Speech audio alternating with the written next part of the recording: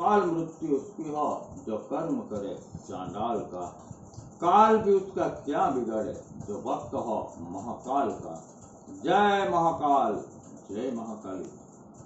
अकाल मृत्यु उसकी हो जो कर्म करे चांडाल का। आ शब्दनो आ मंत्रनो अर्थ एवो थाय छे। अकाल मृत्यु એટલે મૃત્યુ એટલે મોત, પણ અકાલ અકાલ એટલે મૃત્યુ નથી, મૃત્યુ આવ્યું નથી, કાલ નથી, મૃત્યુ નથી છતાં જીવતા જીવે માણસ પોતાના કર્મોના કારણે, ખરાબ કર્મોના કારણે જીવતા જીવે મરેલો સમાન છે, એને કહેવાય અકાલ મૃत्यु। और दूसरा अर्थ आता है काल भी उसका क्या बिगाड़े जो भक्त हो महाकाल का। तो काल એટલે મૃત્યુ, મૃત્યુ પણ એનું શું બગાડશે કે જેને પોતાનો જીવ પરમાત્મા રે જીવતા જીવ આત્માથી પરમાત્માની જેની સફર થાય છે।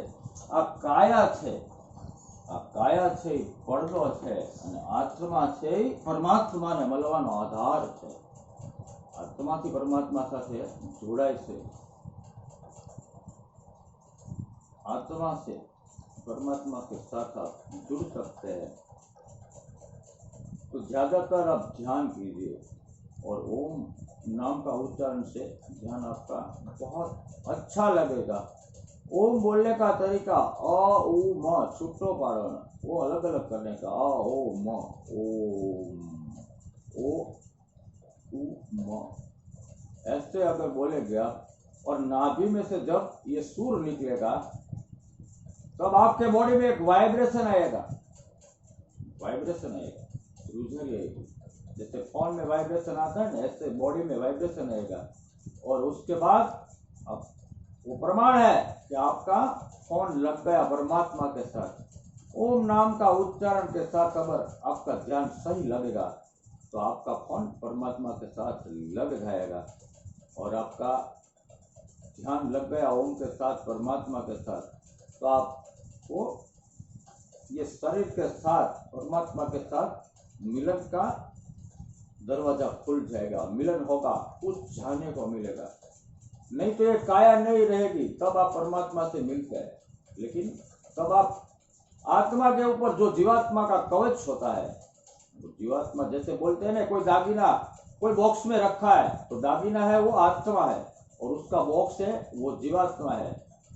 तो जब काया छूट जाती है, काया छूट जाती है तो आत्मा के ऊपर जीवात्मा का एक बॉक्स होता है, उसके साथ वो परमात्मा को आत्मा जीवात्मा के साथ मिलती है।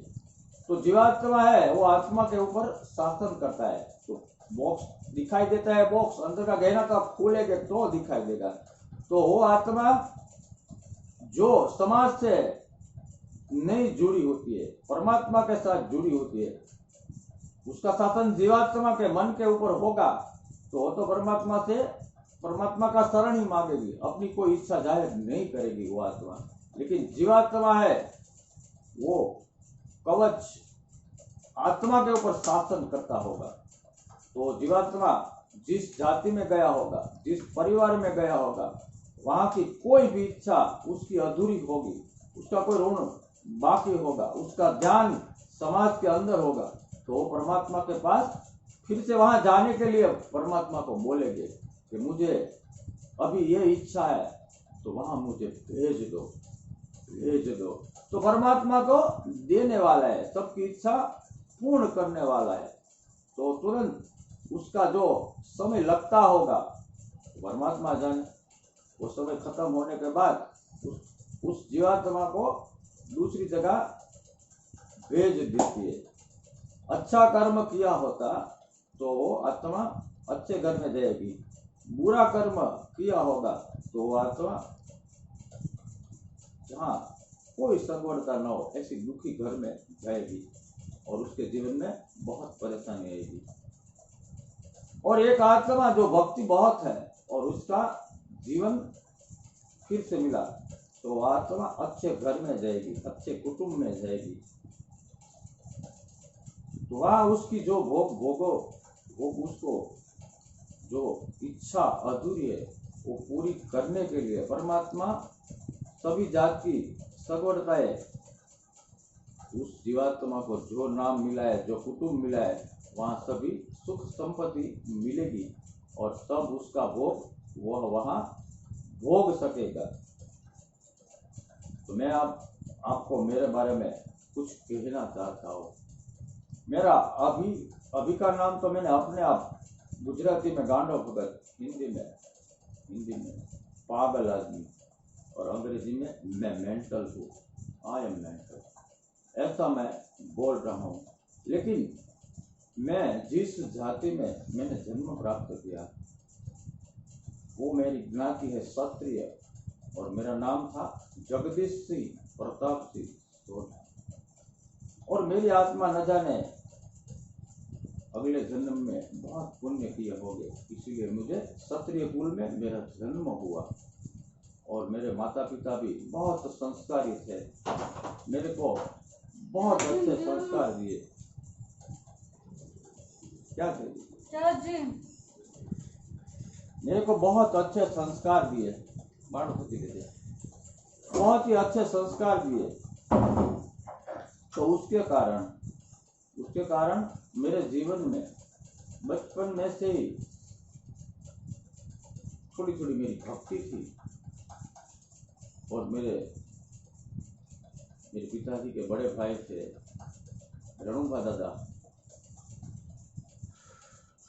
जो बहुत छोटी उम्र में 38-39 साल की उम्र में जिसका देहांत हो गया था, उसका मृत्यु हुआ था। तो वो मेरे घर में मेरे कुटुंब का, माता जी का, कुल देवी का, महाकाली माँ, खोडियार माँ और मोमाई माँ का मठ है मेरे घर में भी। तो उसके पास मेरे मोटा बापू, उसको मैं दादा ही बोलता हूँ, उसको अगर कोई छोटी उम्र में मर जाए और उसका ध्यान उसके परिवार के ऊपर हो, उसके छोटे छोटे 3 बच्चे थे, एक और लड़की थी, सभी जवाबदारी थी, इतनी अच्छी पोजीशन नहीं थी और उसकी मृत्यु हो गई, तो उसका ध्यान तो बस इधर ही रह गया। तो जो कोई आदमी मरता है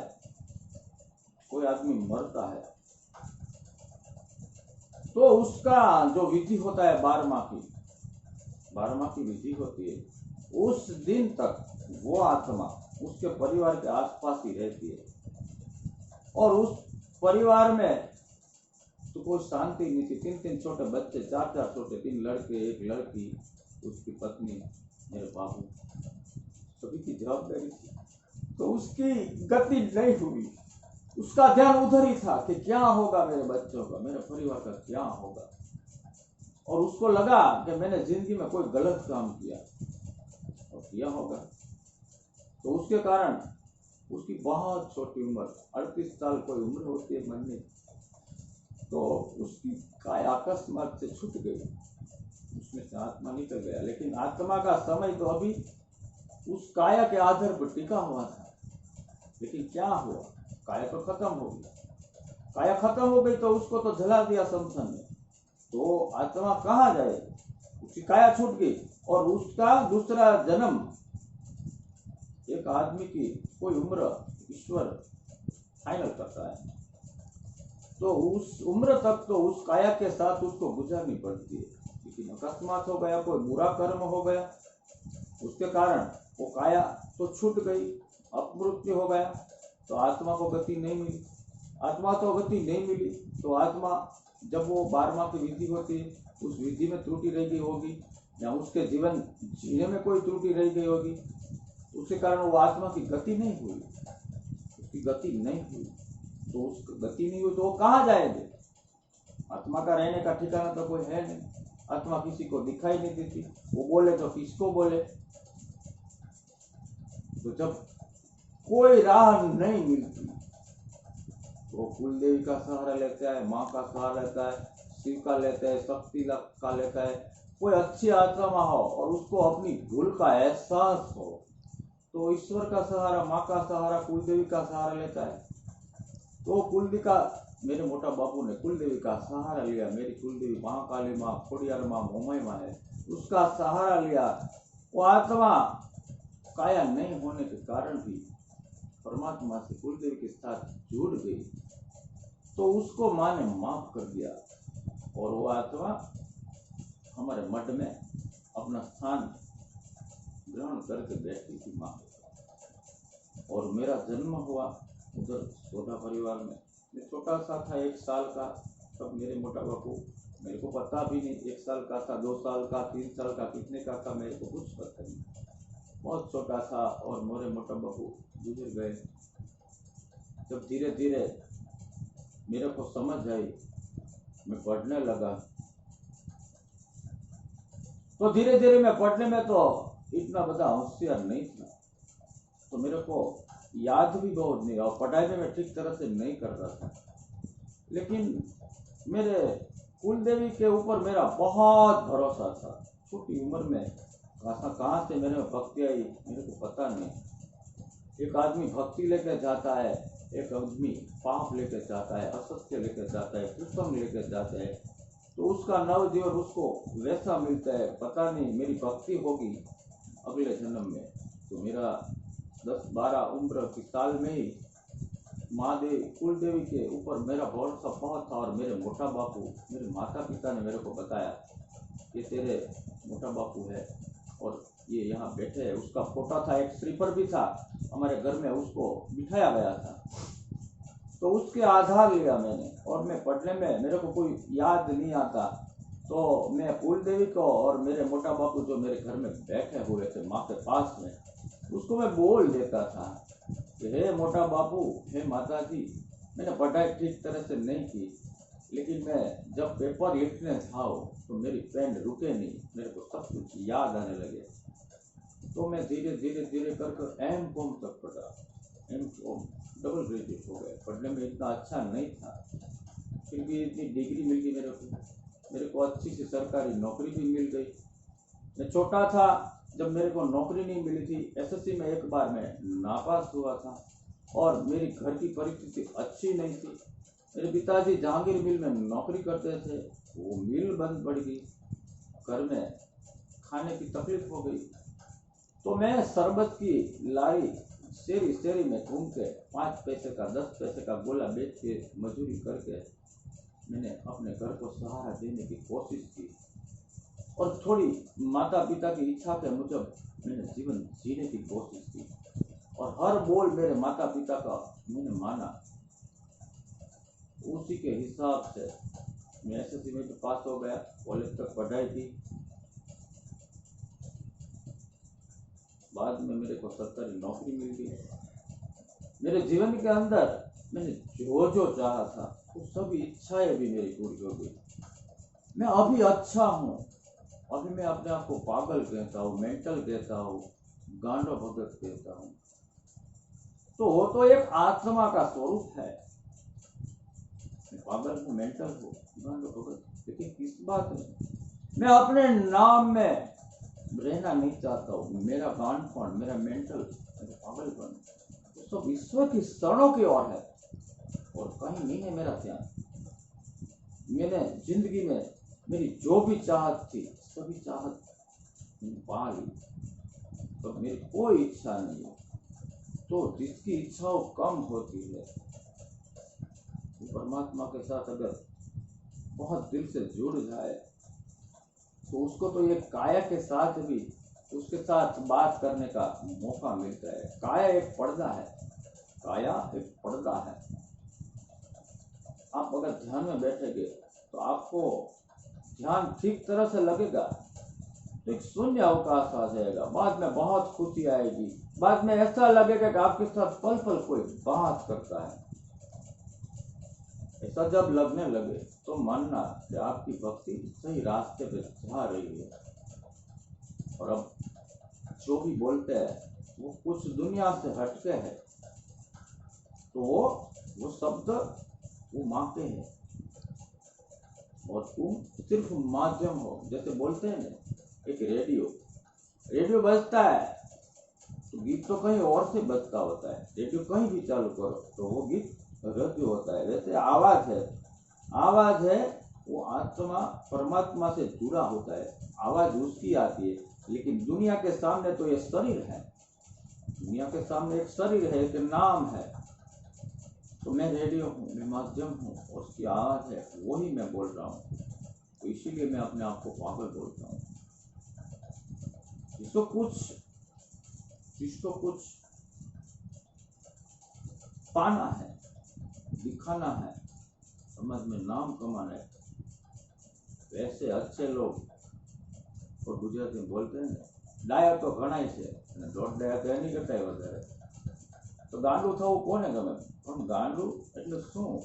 ગાંડું એટલે દુનિયાથી અલગ। અને તમને ન સમજાય તો હું ગાંડો એટલે તમને કોઈ દોષ ન લાગે, એટલે હું ગાંડો। બાકી મને તો હું મારી મસ્તીમાં, નિજાનંદમાં, અખંડ આનંદમાં, પરમાત્માની કૃપાના આનંદમાં ખોવાઈ ગયેલો રહું છું। અને મારી મસ્તી દરેક નશાથી મોટી હોય છે। નશાની વાત આવતા જ હવે હું તમને, જ્યારે એક મારું નામ હતું જગદીશસિંહ પ્રતાપસિંહ સોઢા, મારા જીવનની અંદર મારા પિતાજીનું પણ અકસ્માતે મૃત્યુ થયું હતું। अकस्मात में अप्रूव हो गया था। उसके बाद मेरे माताजी को कैंसर हुआ था। मेरे जीवन में बहुत ऐसे प्रसंग आए जो मेरे को बहुत परेशान कर दिया। लेकिन कहते हैं ना, मेरे एक दोस्त था अनिल भाई हुआ है, वो बोलता था कि सुख ने माथे सिला पड़े राम हृदय से जाए, बलिहारी मेरे दुख की कि पल पल राम हो जाए। तो सुखनी माथे सीला पड़े એટલે કે અતિશય જીવનમાં ખૂબ જ સુખ હોય, શાંતિ હોય, સમૃદ્ધિ હોય। તો સુખ ખૂબ જ હોય તો આપણે ભક્તિથી દૂર જતા રહીએ છીએ, આપણે મોજ શોખની અંદર જીવન જીવતા હોઈએ છીએ, તો આપણે ઈશ્વરથી દૂર જઈએ છીએ। અને બીજો શબ્દ બલિહારી મેરે દુઃખ કી કે પલ પલ રામ ભજાય। તો માતા કુંતાએ પણ ભગવાન કૃષ્ણએ જ્યારે દ્વારિકામાં જતા હતા ભગવાન, ત્યારે કુંતા માતાને કીધું હતું કે ભાઈબા તમે માંગો, મારી પાસે માંગી લો, તમારે જે જોતું હોય હું તમને આપું। ત્યારે કુંતા માતાએ કીધું, હે કૃષ્ણ, હે પરમ તત્વ, હે ભગવાન, મને તમારી કૃપાથી ખબર છે તમે પરમ તત્વ છો, ભગવાન છો, તો મને સુખ નહીં પણ દુઃખ આપજો। સુખમાં તો હું તમને ભૂલી જઈશ, તો મને દુઃખ આપજો તો હું તમને પલ પલ યાદ કરીશ। તો કોઈ પણ મિત્રના જીવનમાં દુઃખ આવ્યું હોય તો કોઈએ ગભરાવું નહીં કે અગાઉ જે ભૂલું થઈ છે ત્યારે આપણે ઈશ્વરને યાદ નથી કર્યા, તો આપણને ફરી વખત ઈશ્વરે મોકો આપ્યો છે। આપણા જીવનમાં દુઃખ આવ્યું છે તો દુઃખી તો ગમે એ થઈ જ જાય, પણ એટલું બધું દુઃખી ન થવું કે દુઃખ તો ઊભું જ છે અને છતાં તમે એનો વિચાર કરી અને પલ પલ મરો છો। એના કરતાં તમે ઈશ્વરની સાથે, માની સાથે, તમને જે નામ ગમે, જે રીતે તમને જોડાવું ગમે એવી રીતે ઈશ્વરની સાથે જોડાઓ અને સેવા ખૂબ જ કરો અને બધાને મદદરૂપ બનો, કોઈને નડો નહીં, એટલે જીવનમાં ધીમે ધીમે દુઃખ જતું રહેશે, સુખ શાંતિ અને સમૃદ્ધિ અને ખૂબ જ તમારા જીવનમાં ખુશી આવશે, પછી કાંઈ ઘટશે નહીં। તો કોઈ દિવસ કોઈને નડવું નહીં। જીવનમાં કાંઈક પ્રાપ્ત કરવા માટે ખૂબ જ સત્યનો સંગ કરવો, કુસંગને ટાળવો અને વધારે એકાંતને માણવું। ઓમકાર નામના જાપથી ધ્યાનમાં પરમાત્મા હારે જોડાઈ જવું અને ખૂબ જ ખુશી મેળવવી। હજી પણ મારે તમને વાત કરવી છે, પણ આની પછીના વિડીયોમાં। જય મહાકાલ।